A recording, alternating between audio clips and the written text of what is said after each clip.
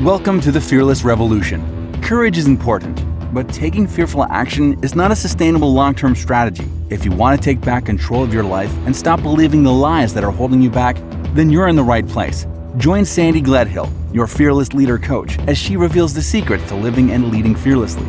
Now, let's join the Fearless Revolution.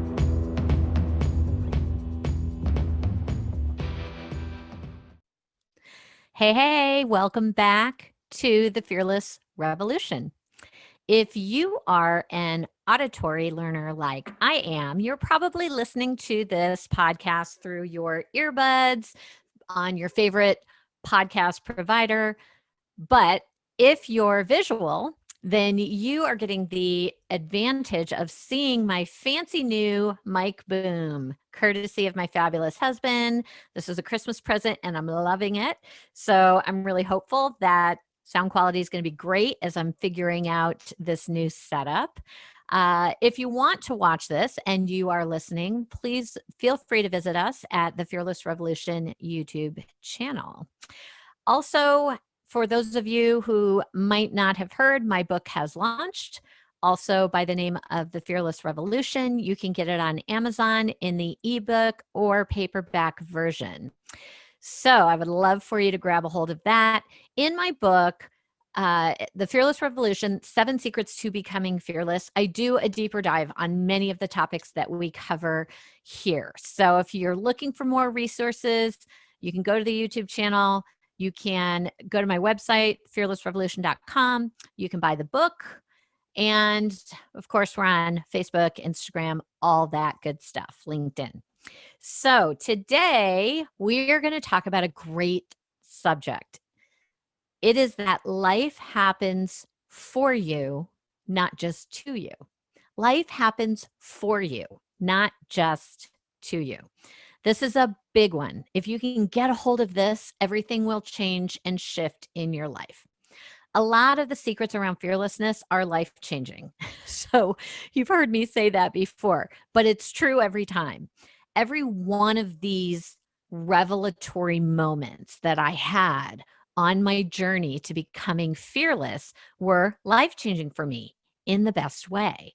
So again, I am taking my long 20-year learning curve and I'm shortening that way down for you guys. I want you to get a hold of these principles, of these secrets, of these action steps that you can take to change your life for the better and to become a fearless person where fear does not control your life. That is our subject matter for today. There are 2 kinds of people in the world. People that believe life happens to them and people that believe life happens for them.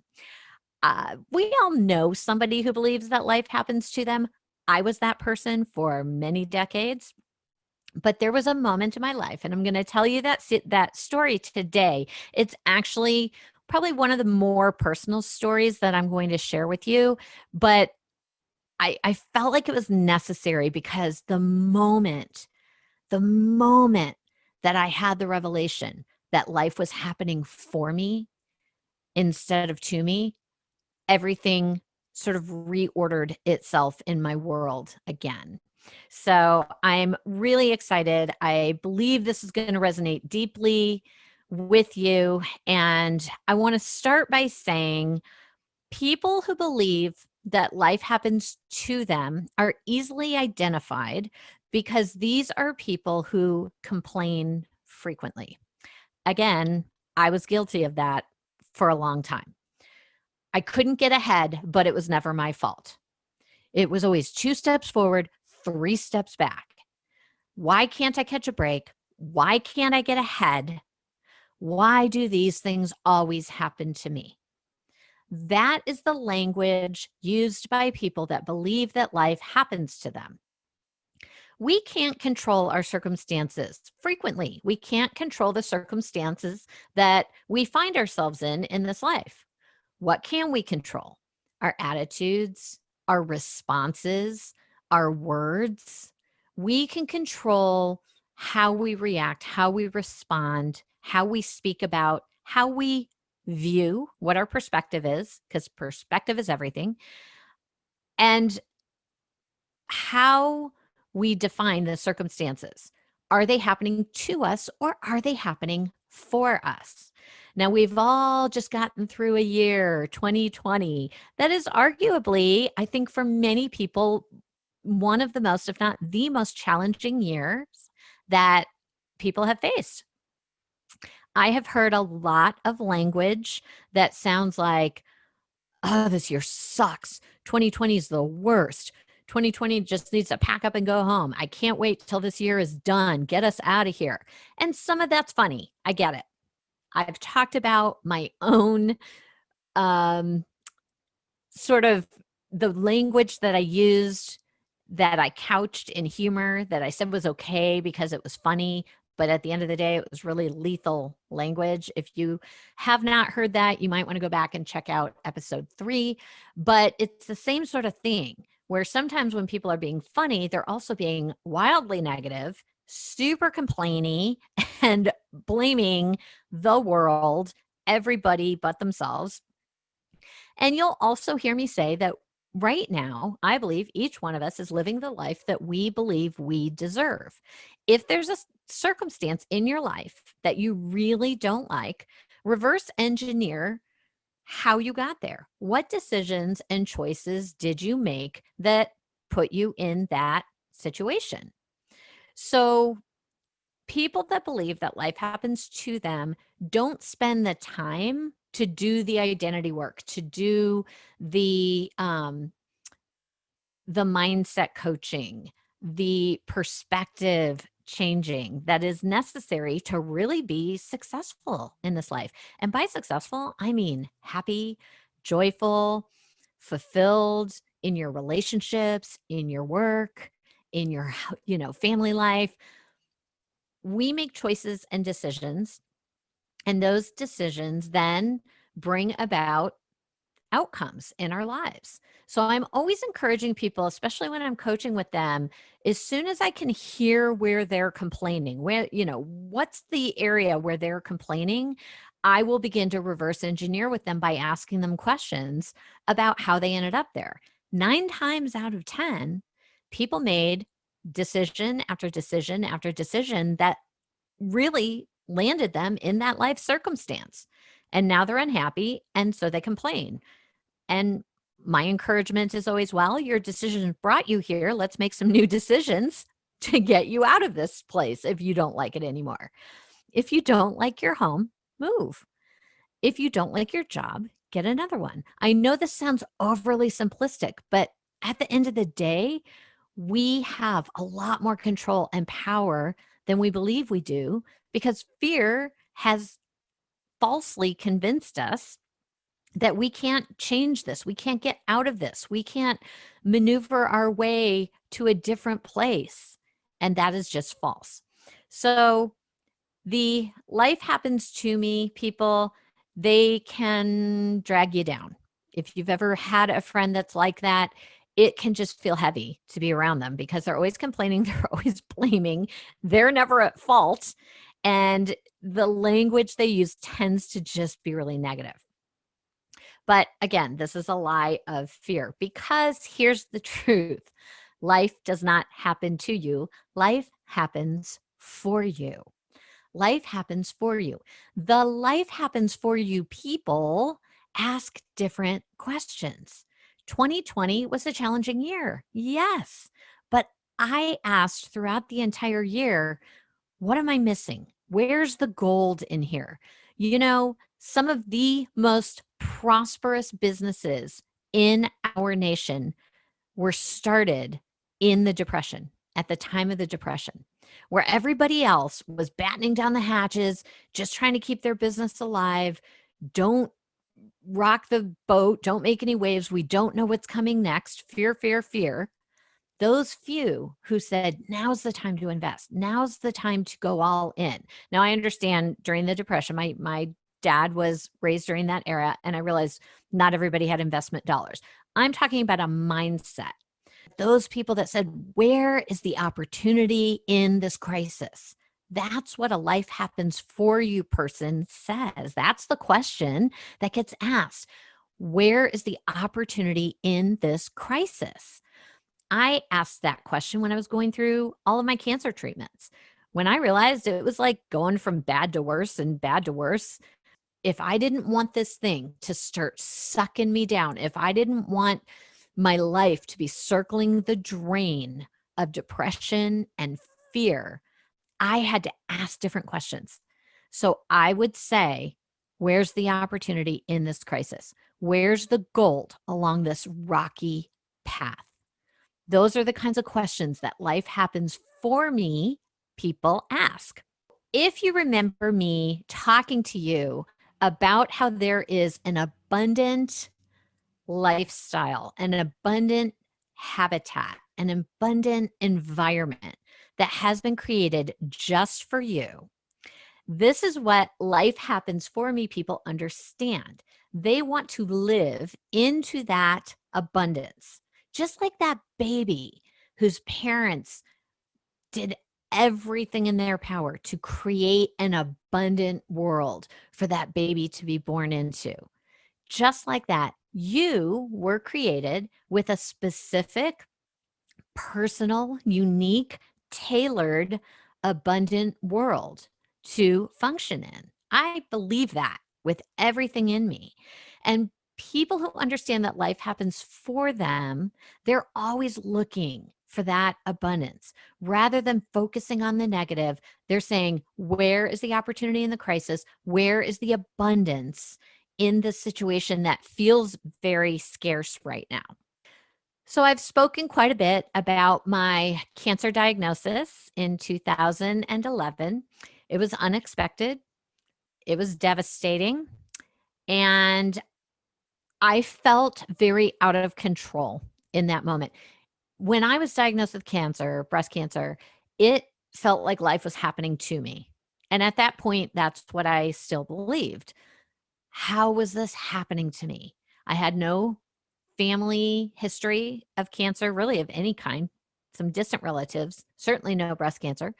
I did not have any known predispositions to cancer. And when I did get tested, I was not positive for the genetic predisposition to cancer. So it just felt like this circumstance came out of nowhere and was happening to me. But you've probably also heard me say that during this time, I had a lot of conversations with God. So I talk to God, He talks back to me. If that sounds strange to you, I highly recommend that you try it before you knock it. During this time, I learned how to ask better questions, different questions, important, good questions. And when I did, and when I took time, usually every morning, taking time to meditate, to pray, to just reflect and think and quiet myself, I would often get these answers that were, it's hard to describe, but it's like an idea that that hits my gut. So it's not something that I've thought through cognitively or an idea that, I was mulling over. It's just like, bam, like this thing that hits you. And I began to learn that those were answers from God to the questions that I was asking. So when I sort of prayed during that time, there was a phrase that I would hear over and over that was just kind of a gut punch for me. And it was roll with the punches, roll with the punches. And intuitively, I knew what that meant. And this is how this works. When you ask the right questions and an answer just hits you, it doesn't need to be explained in depth because that answer is just for you. It's going to spark something in you that lets you know this is exactly what I need. And generally, when I get a phrase like that, I just know what that means. So when I got roll with the punches, I was like, okay, this is going to be a bit of a journey. It's going to probably feel like I'm getting punched around. And instead of reeling every time I feel like I get gut punched with some bad news, I'm going to roll with it. I'm just going to roll with it and go, okay, well, we have to go through chemo. Okay, well, we also have to go through radiation. Okay, I'm not really a candidate for the easy reconstruction. This is going to be a 4-part massive surgery. Okay. And I just kept rolling with things. But in September of 2011, shortly after my diagnosis in August, I was preparing for my first surgery. The first surgery I ever got was a radical mastectomy. And it was a pretty big deal because the disease I was dealing with was pretty far. It was pretty advanced. So there were conversations like, are we going to even have enough skin left over to be able to close the wound? I mean, it was that level of heinous. It was not good, but I was rolling with it. Whatever they told me, I was just saying, well, I'm not going to lay awake at night. I'm not going to let this ruin my life. I am just going to roll with this. So that was my frame of mind when I got word shortly before my surgery. Probably, I think the surgery was scheduled 3 weeks before. And probably 2 weeks before my surgery, I got word that that surgery was going to take place in the outpatient pavilion in San Diego, California. So if it sounds strange to you to be having a major surgical procedure done in an outpatient facility, imagine how strange that sounded to me. Now, bear in mind, this outpatient pavilion, I was very familiar with it. So far, everything bad that had happened to me in that building. It was in the outpatient pavilion that I had the ultrasound that was scheduled after the initial suspicious mammogram that I had. So I had to go have I had to go have a second mammogram there, followed by an ultrasound there. It was in the outpatient pavilion that I got the bad news that this looked bad and we would need to biopsy it. It was in that building that I had the biopsy done. It was in that building that I got the results of that biopsy from my surgeon who told me I had cancer. It was in that building that I found out I was going to have a mastectomy. And it was in that building that I found out I was going to have to go through chemo and radiation and hormone therapy and all the things.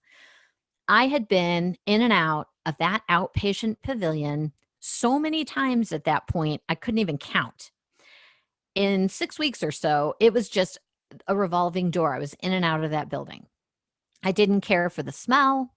When I walked in there, I immediately got a feeling. I just, all the bad things that seemed to be happening to me were happening in that outpatient pavilion. Now, adjacent, right next door to the outpatient pavilion, is the beautiful Mary Birch Women's Hospital with lots of floors and all kinds of normal surgical suites. And then, of course, Sharp Hospital Medical Center is also there. So there were two fancy, awesome hospitals a stone's throw away. But my big surgery is scheduled for this outpatient pavilion. So, of course, I say to my oncology team, how am I getting surgery here? This is a freaking doctor's office. I like, you're going to lay me on the conference table? What is this? And they said, oh, no, no. There are 6 or 9, I can't remember, surgical suites on the top floor of this building. You'll be fine. I was not feeling fine. In that moment, I felt like life was happening to me. I had already gone through so much bad news. I had already rolled with so many punches. And frankly, I was feeling put out. I was feeling upset and angry and hurt. And I was trying to roll with it. I was doing my best to speak positively. I had not learned everything yet. I had not had the revelation around lethal language and how important my language was, but I knew enough to try to think positively and speak positively. And I was doing that. I felt like I was giving everything I had and doing everything right, which weirdly made me feel a little bit sorry for myself on the back end. Like, woe is me. I'm doing it. I'm trying to do everything right. But I will tell you that this whole outpatient pavilion surgery thing, it was the straw that broke the camel's back. I was pissed. And so I decided to sort of have it out with God. And I sat in my, little chair where I would do my time, my prayer, my meditation. And I just said, are you kidding me with this outpatient pavilion? Why can't I go to one of the two hospitals? Like, why are they doing this major medical surgical procedure in what feels like a subpar, less than, not as good as facility? I felt like I wanted the good hospital. And I felt out of control. I did ask my doctors about it, and they said, oh, no, it's, they're doctors. They were like, oh, no, the surgical suites are fine. They're perfectly suited for what we need to get done with you. And I didn't want to feel like a whiny baby. So I just sort of left it. But I really felt out of control. So it was in this place of, there were heaving sobs. I'm not going to lie, just transparently, there were mornings of just heaving sobs and feeling like, first of all, I don't want to have cancer. Second of all, I don't want to get a mastectomy. And if I have to have those two things be true, I certainly don't want to have the surgery in like a mock up surgical room, which is how I saw it in my head. Now, as it happened, they were perfectly nice rooms, but I'm just letting you guys know where my brain was at the time. So I said to God, I need an answer on this. I feel upset. I feel angry, and I don't know what to do. I felt scared, like I wasn't being taken care of. And as I sat there and cried and felt sorry for myself, this idea popped into my spirit, and it was read Psalm 27. Read Psalm 27. Okay. I could not tell you what Psalm 27 said. No idea whatsoever. But I was desperate for answers. So I took out my Bible and I began to read. And this is the moment of my life where everything changed. The first few verses were really good and they were very, positive and uplifting. But when I got to verse number 5 of Psalm 27, I read these words. In the time of trouble, he will hide me in his pavilion.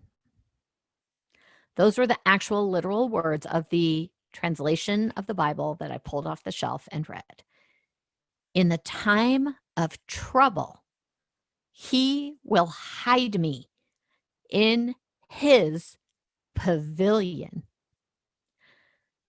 To say that my mind exploded was like, I almost couldn't catch my breath.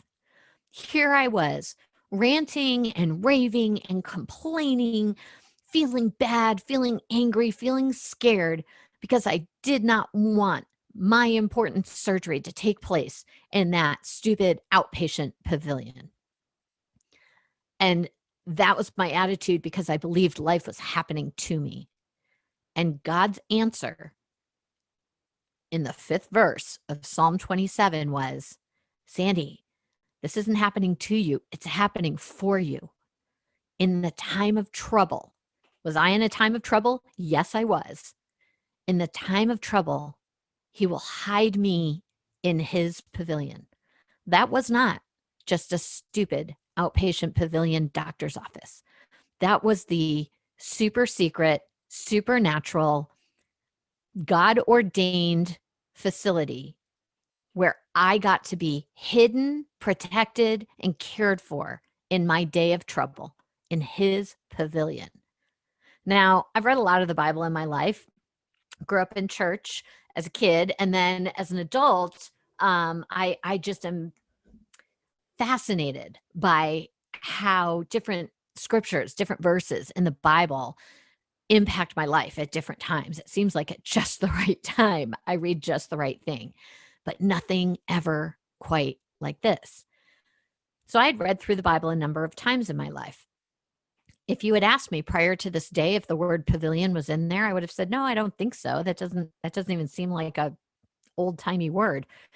But I will tell you that day seeing that word in that context, everything shifted for me. The very thing I was complaining about, the very issue I was blaming the world and God and my doctors and everybody but myself, the very thing that I was upset and angry and hurt over was not happening to me in a negative sense. It was literally happening for me in the most positive way possible. My whole mindset about my whole life shifted in that moment. The outpatient pavilion was not a dangerous place. It was not a subpar place. It was not a less than place. It was the only place that I wanted to be from that moment on the day of that surgery. That was my place of protection. That was my perfect solution. That was the good plan for my life. That was the proof that life was happening for me. This knowledge allowed me to become a little bit more fearless that day. It was another step on my fearlessness journey, because if that was true of this big circumstance that had taken up such a huge amount of my thought time, had stolen sleep from me, had wrested these emotions of anger and hurt and frustration out of me. If this huge thing that I was so upset about, if I saw that so wrong, if I had that 180 degrees backwards, what else in my life was I seeing wrong? What else in my life was I complaining about? And it really made me take a hard look at the entire cancer diagnosis. Now, I do want to pause here and say, don't go to the place of saying cancer's a gift. Cancer's not a gift. Cancer is straight from the pit of hell. It is a wicked, wicked enemy. However, I now firmly believe that even challenging, difficult, super negative circumstances can work for me, can work for my good. So, as I looked at the whole cancer diagnosis, yeah, there was such gold along the path, the rocky path that was my journey through cancer, that I would never call it a gift. But I also, now that I'm on the other side of it, I wouldn't trade it. The person I am today, it allowed me to rediscover my true identity. It gave me the tools I needed to unbury my own passion, to begin to hear the voice of my passions again. It allowed me to find my purpose and my mission in life. It brought me to this place of being able to coalesce this message of fearlessness, to get all the way down that road and understand fearlessness for myself, and then be able to bring the message to the world. So if I had to walk through 5 years of difficulty for that, yeah, totally worth it. This moment of realizing that the outpatient pavilion was my cave of protection, was my covering, my place of provision, rather than something to be disdained and complained about and blamed, that's gold. That was a mindset shift and a life-changing moment for me. So I'll tell you, the day that my surgery came, I kept a blog for about a year. I should probably drop the link for that because I don't think I've ever shared it. I kept a blog for the year of my cancer treatments. It is not well written because I was mostly chemo fogged through through that year. But I wanted to make sure I had a record of what I was going through. And there is an entry in there called I'll Walk, Thank You. And it is the morning, the day I was heading in to that surgery. So if you're interested in reading what I wrote at the time, I will make sure that I get that link into the show notes. But I walked in that day peaceful. I was peaceful on that day. And instead of looking at every doctor, every nurse, every orderly, every tech, and every admin person as, oh, this is just their shift today. I used to walk in that building and feel like, these people, they're just at work, but they don't know what I'm going through. They don't know how hard this is for me. But that day, I walked into the outpatient pavilion and I saw every doctor, every nurse, every orderly, every tech, and every admin person as handpicked to be on my team. Because in the day of trouble, I was being hidden in his pavilion. And that means every person that was in that building was handpicked to be there that day for my moment. It was such a perspective change. And it was a perspective change that brought me hope and brought me peace and gave me strength and allowed me to be fearless on what was to date the scariest day of my life. And I will tell you that day, wild horses could not have dragged me out of that outpatient pavilion into one of those fancy hospitals. You could not have dragged me out of that place once I knew the significance of why I was there. And once I understood that my life was happening for me, for my good, not to me, not as something to be competed with or overcome or squashed, but something that was life-giving to me. This perspective change spilled over into every area of my life after this. And it is one of the key reasons why I walk in fearlessness today. I hope you are getting this. I hope you are hearing that very thing that you have struggled with, that you have been angry about, that you have felt slighted by, that feels less than, not good enough for you, that very thing is not happening to you. It is happening for you. And if you can change your mind about how you're seeing it, if you can change your perspective, I promise you, you will begin to see with different eyes the opportunity in the crisis. So, sorry, that one always makes me a little emotional. It has been 9 years plus since that happened. And I don't tell this story often, but apparently when I do, I still feel it viscerally. I don't think that moment will ever have less significance as long as I live. It is a constant reminder to me that life happens for me, that I was created to live in my own unique environment of abundance. And that day, my abundant environment was the outpatient pavilion. And I might have missed it if I hadn't asked the right questions, if I hadn't taken time to quiet my soul and my spirit, to reflect, to pray, and to meditate. And really, the most important component of that time I spend every morning is listening. If I had not taken the time to ask heaven the questions and then wait for responses, I would have missed it. I would have muscled through it. I would have had a bad attitude. I would have been stressed out. Who knows what would have happened, but I didn't miss it because I had this revelation moment, and I share it with you today in the hopes that you will ask different questions. You will ask better questions. You will approach the most difficult circumstances in your life differently because you are choosing to become a person who says, life is not happening to me. It is happening for me, for my good. That's what I've got for you today. I hope that was helpful. I hope that makes you think, and I hope that blesses you.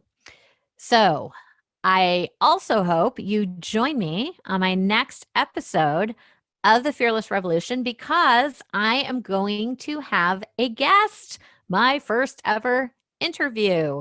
I'm super excited for you all to meet my guest. She is an amazing person. Her story will blow your mind. A story that involves the hardest of hardships, difficulty, addiction, homelessness, living on the streets, to overcoming in every area of her life, becoming a very successful entrepreneur. This woman is amazing, and I can't wait for you to meet her. So please join me next time on the Fearless Revolution.